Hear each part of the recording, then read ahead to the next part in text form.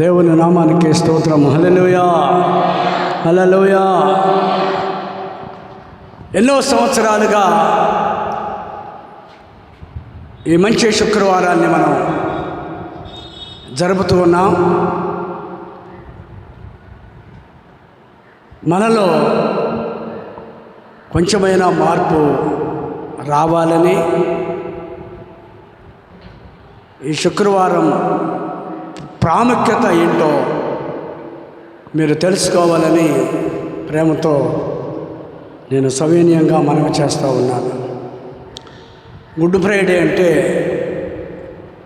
మంచి శుక్రవారం. యేసుక్రీస్తు ప్రభువారు భూలోకానికి వచ్చి ఈ రోజున ఉదయం 9 గంటల నుంచి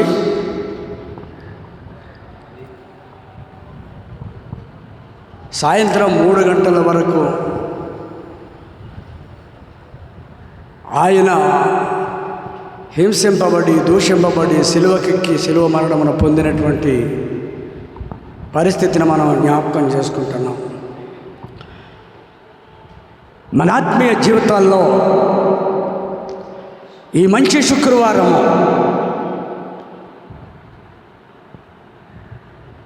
మన జీవితానికి ఇచ్చినటువంటి ప్రభువునకు మనం కృతజ్ఞత కలిగి ఉండాలి. ప్రభువారు తన శిష్యులతో కూడా గెత్సేమనే తోటలో ప్రార్థన చేస్తూ శిష్యులతో చెప్పిన మాట, నా గడియ వచ్చి ఉన్నది, మీరు నా కొరకు ప్రార్థన చేయండి.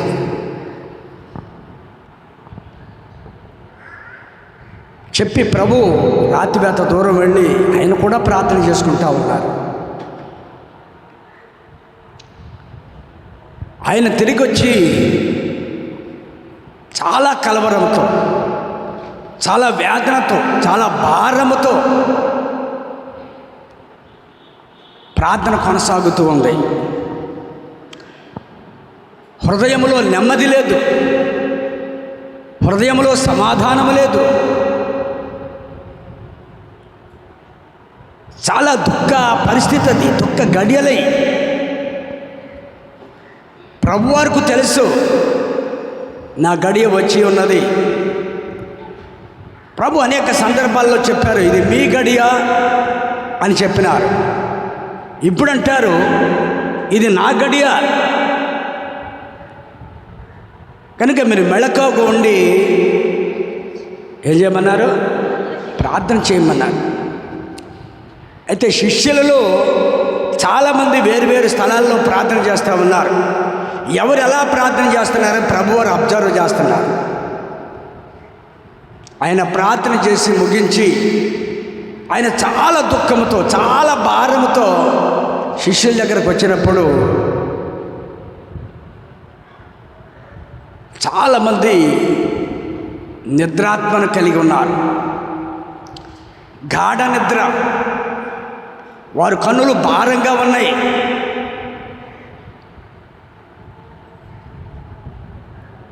అలా చూసుకుంటూ వచ్చి పేతురు దగ్గరకు వచ్చినప్పుడు సీమోను పేతురు ఏం చేస్తున్నాడు చెప్పాలి. అందరూ ఏం చేస్తున్నారు? నిద్రపోతా ఉన్నారు. సీమోను, నీవు కూడా నిద్రించుచున్నావా? ఒక్క గడి అయినను, ఇది ఆఖరి గడియ. మన జీవితాలలో కూడా ఏ గడియ ఎలా ఉంటుందో తెలియదు, ఏ రోజు ఎలా ఉంటుందో తెలియదు, ఏ జాము ఎలా ఉంటుందో తెలియదు. కనుక మనం మెళకువగలిగి విశ్వాసమందు నిలకడగా ఉండి ప్రార్థన యందు పట్టుదల కలిగి ప్రేమ కలిగి చేసే కార్యములన్నీ ప్రేమతో చేస్తూ ప్రభువుని వెంబడించాలి. మనం కూడా నిద్రమత్తులమై ఉన్నామేమో, మనం కూడా గాఢ నిద్రలో ఉన్నామేమో. సారి మనం ఆలోచన చేసుకోవాలి. దేవుని పరిశుద్ధ నామమును బట్టి దేవుడు తెలియజేస్తున్న ఈ వాక్కును చూద్దాం. మత్తయి సువార్త 26వ అధ్యాయం 47వ వచనం జ్ఞాపకం చేసుకుందాం. ఆయన ఇంకనూ మాటలాడుచుండగా 12 మందిలో ఒకడకు యోధా వచ్చెను. వానితో కూడా బహుజన సమూహములు కత్తులు గుదియలు పట్టుకొని ప్రధాన యాజకుల యొద్ద నుండి ఆ పెద్దల యొద్ద నుండి వచ్చెను. ఎక్కడి నుంచి వచ్చారు వీళ్ళు? ప్రధాన యాజకులు. ఎవరి పెద్దలు? ఎవరి పెద్దలు? ఇశ్రాయేలు జనాంగంలో 12 గోత్రాలలో ఉన్న పెద్దలు వీళ్ళు. వీరి పితరులు దేవుని చేత ఎన్నో మేలులు పొందినవారు. శ్రమల కొలిమిలో నుండి, ఇబ్బందుల కొలిమిలో నుండి బయటకు వచ్చిన జనాంగం ఈ జనాంగం. వీరిని దేవుడు ఎంతో ప్రేమించాడు. నా దొడ్డి గొర్రెలు అంటాడు, నా ప్రజలు అంటారు. అబ్రాహాము సంతానం అంటాడు, ఇస్సాకు యాకోబుల యొక్క సంతానం అంటారు. దేవుడు ఎంతో ప్రేమించిన సంతానములో నుంచి వచ్చిన ఈ ప్రధాన యాజకులు. ప్రధాన యాజకుడు ఎవరు? ఏ గోత్రం వారు? ప్రధాన యాజకుడు ఏ గోత్రం వారు? లేవి గోత్రం. అందరు ఇక్కడే ఉన్నారా? అందరు ఇక్కడే ఉన్నారా? దేవునికి స్తోత్రం. హల్లెలూయా, హల్లెలూయా. లేవి గోత్రం. లేవి గోత్రములో ఉన్నటువంటి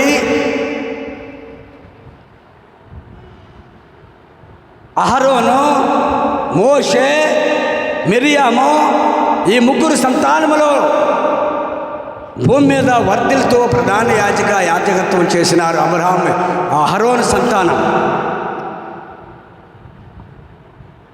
అహరోను సంతానాన్ని దేవుడు ఎంతో ప్రేమించాడో. ఇశ్రాయేలు ప్రజలను దీవించదే గొప్ప భాగ్యం ఇచ్చారు. ఆ సంతానం నుంచి వచ్చినటువంటి ఈ ప్రధాన యాజకుడు, వీరి సంతానంలో నుంచి వచ్చినటువంటి వారే ఇప్పుడు యేసయ్యకి బల్లేలైనారు, కత్తులైనారు, శత్రువులైనారు, చివరికి ప్రాణాలు తీసేటువంటి వారుగా ఉన్నారు. వారి దగ్గర నుంచి వచ్చారట ప్రజలు. ఎక్కడి నుంచి వచ్చారు? ఈ సిపాయిలు ఎక్కడి నుంచి వచ్చారు?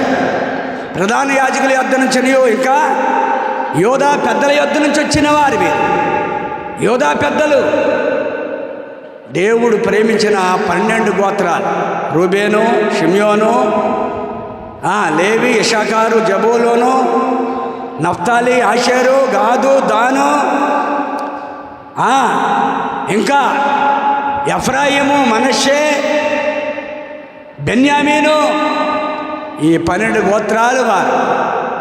వీరి దగ్గర నుంచి వచ్చినటువంటి పెద్దలు వీరు. వీరే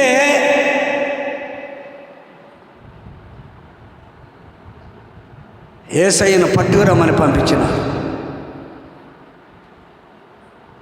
ఇస్కరియోతు యోధ రావటంతో యేసయ్యకి ముద్దు పెట్టాడు. ఏ ముద్దు ఇది? ఏ ముద్దు అమ్మా? కపటపు ముద్దు.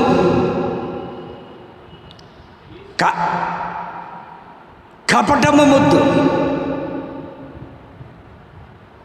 దేవుడు లోకమును ఎంతో ప్రేమించాడు. లోకం అంటే మనుషులు. మనుషులు ఏం చేశారు? దేవుణ్ణి ఏం చేశారు మనుషులు? ఎంత క్రూరంగా కొట్టారు. చూడ మాట, దాన్ని లేఖనాల్లో చూపిస్తాను. లూకా సువార్త 23వ అధ్యాయం. అయ్యా టైం ఏంటనే చెప్పు నాకు. 25 వచ్చి 23, 25. అల్లరి నిమిత్తమను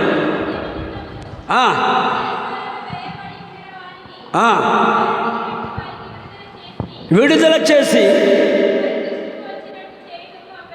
దేవునికి స్తోత్రం, హల్లెలూయా.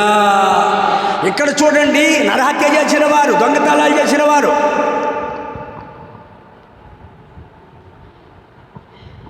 రకరకాలైనటువంటి చోరీ చేసినటువంటి వారు, నేరాలు చేసినటువంటి, ఘోరాలు చేసినటువంటి వారు, వారిని విడుదల చేసి యేసయ్యను వారికి ఇష్టం వచ్చినట్లుగా చేయుటకు అప్పగించారు. వారికి ఇష్టం వచ్చినట్టు చేశారు. అరిచేతితో కొట్టారు, గుద్దినారు, కొట్టినారు, హింసించినారు, బాధించినారు, శ్రమల పాలు చేసినారు. ఈ రోజుకి ప్రియులరా, దేవుని యొక్క సన్నిధిలో ఇంకా చాలామంది మార్పులోకి రావాలి. చాలామంది ఆయనను హింసించేవారుగా ఉన్నారు, దూషించేవారుగా ఉన్నారు, హేళన చేసేవారుగా ఉన్నారు, మాట వినని వారుగా ఉన్నారు, మార్గంలో ఉండని వారుగా ఉన్నారు, దేవుని దగ్గరకు రానల్లని వారుగా ఉన్నారు, దేవుని మాట విననొల్లని వారుగా ఉన్నారు. దైవ సన్నిధిలో మనం ఎట్లా ఉన్నాం? దేవుని మాట వింటున్నామా? ఆయన ప్రేమతో పిలుస్తున్నాడు, నా చిన్న పిల్లలారా, నా ప్రియమైన జనాంగమా, నా సొత్తైన ప్రజలారా. ఎంత చక్కని పిలుపండి. మనం ఎలా పిలుస్తున్నాం? మనం ఎలా మాట్లాడుకుంటున్నాం? మనం ఎలా ప్రభువుని అనుసరిస్తున్నాం? మనం ఎలా ప్రభు దగ్గర మన యొక్క వినయము, విధేయత ఎలాగ ఉంది? పేతురులాగా నిద్రపోయే వాళ్ళంగా ఉన్నామా? కన్నులు భారం అయిపోయినాయంట పేతురు గారికి.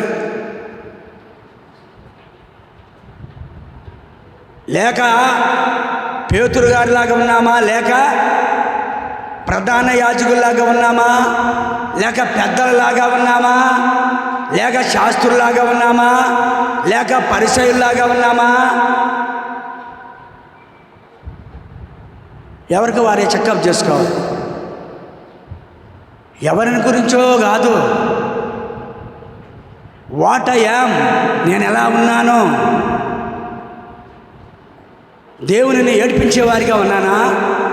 దేవుని మాట వినేవానిగా ఉన్నానా? దేవునికి లోబడిన వానిగా ఉన్నానా? దేవుని మాటలు ధిక్కరించేవానిగా ఉన్నానా? ఎలా ఉంది నీ జీవితం? ఆయనకి ఇష్టం వచ్చినట్టు చేశాడు. ఒకడు పొడిచేవాడు, ఒకడు తన్నేవాడు, వాడు గుద్దేవాడు, అరచేతులతో కొట్టేవాడు, ముఖం మీద ఉమ్ము వేసేవాడు. ఇవన్నీ చదివించడానికి మనకు టైం లేదు. మన జీవితంలో ఇవన్నీ మనం ఎప్పటి నుంచో వింటున్నాం. దేవుని సన్నిధిలో ఆత్మీయంగా నీ జీవితం ఎట్లా ఉందో ఒక్కసారి జ్ఞాపకం చేసుకో. యేసును ఏడిపించేవారిగా మనం ఉండకూడదు. యేసుని స్తుతించి, ఆరాధించి, గణపరిచి, మహింపరిచేవారిగా మనం ఉండాలి. ఆయన సన్నిధిని వినయము, భయము, భక్తి కలిగే వారిగా మనం ఉండాలి. దేవుని మాట వినేవారిగా మనం ఉండాలి.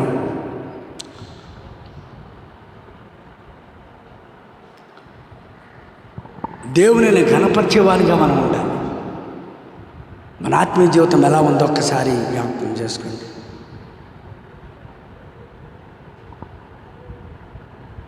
దేవుడు ప్రేమతో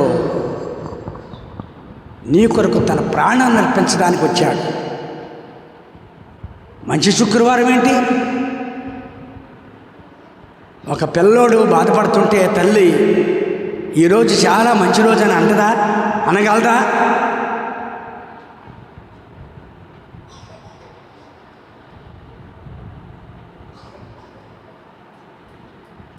పిల్లోడు పైన శిలువ మీద మరణ యాతన పడుతూ ఉంటే, ఆకాశమునకును భూమికి మధ్య వేలాడుతూ ఉంటే, ప్రక్కనే ఉన్న తల్లి కానీ, మగ్దలైన మరియ కానీ, సలోమి కానీ, లేక పరిశుద్ధ స్త్రీలు కానీ ఎంత విలవిలలాడిపోతూ ఉన్నారో ఒక్కసారి ఆలోచన చేసుకున్నావా? మార్పు చెందిన నీ జీవితం, మారిన నీ జీవితం ఒక్కసారి నువ్వు ఆలోచన చేసుకో. యేసు ఈ రోజున ఈ సమయంలో శిలువ మీద ఉండి నరక యాతన పడుతుంటూ ప్రాణపాయ స్థితిలో ప్రాణానికి కొంచెం సమయంలో ప్రాణం విడిచే సమయంలో ఉంటే ప్రక్కన ఉన్న తల్లి కానీ తన వారు కానీ విలవిల్లాడిపోతూ ఉంటే ఆ రోజుకి ఏం పేరు పెట్టారు? చెప్పాలి, అందరూ చెప్పాలి. మంచి శుక్రవారం.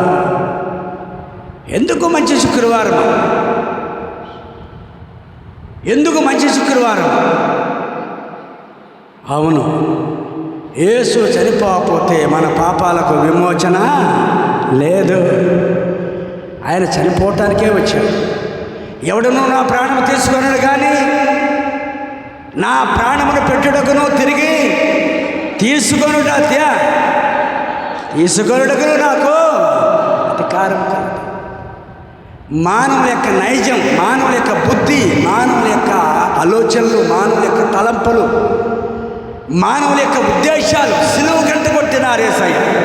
దేవునికి స్తోత్రం. హల్లెలూయా, హల్లెలూయా.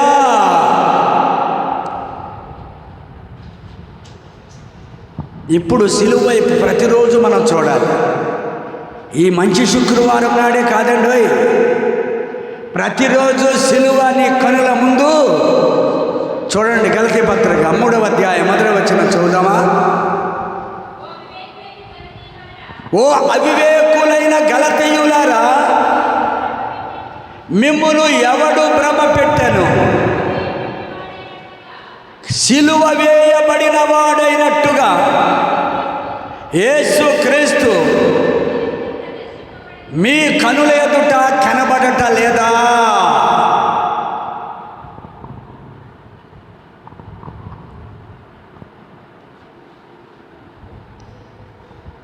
మీ కనుల ఎదుట సిలువ ప్రదర్శింపబడాలి. కంటికి కనబడలేదా? చెవికి వినబడలేదా? కంటికి కనబడలేదా? చెవికి వినబడలేదా? హృదయానికి గోచరము కాలేదా?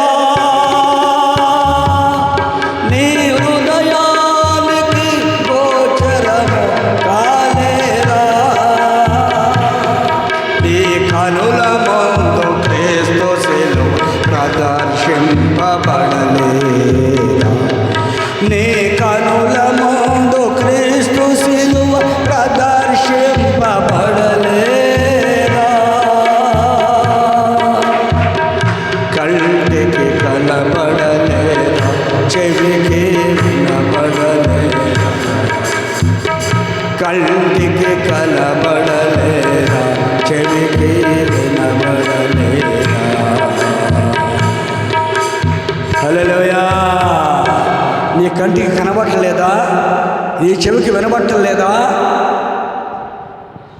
వారి చెవులు మందములైనందున వారు వినలేకపోయిరి, వారు కన్నులు మందములైనందున వారు క్రీస్తు శిలువను చూడలేకపోయిరి. వారి హృదయము దేవుని తట్టుకు ఎప్పుడు తిరుగునో అప్పుడు వారి కన్నులకు ఉన్న ముసుగు తీసివేయబడును. హృదయము దేవుని తట్టు తిరగాలి, కన్నులు దేవుని శిలువను చూడాలి. దేవుని యొక్క మాటలు, జీవము గల మాటలు చెవులు వినాలి. ఈ మూడు చాలా ప్రాముఖ్యమైనవి. యేసు శిలువ ప్రేమతో కూడినటువంటి విలువైనటువంటి ప్రాణత్యాగం. అది మనం జ్ఞాపకం చేసుకుంటే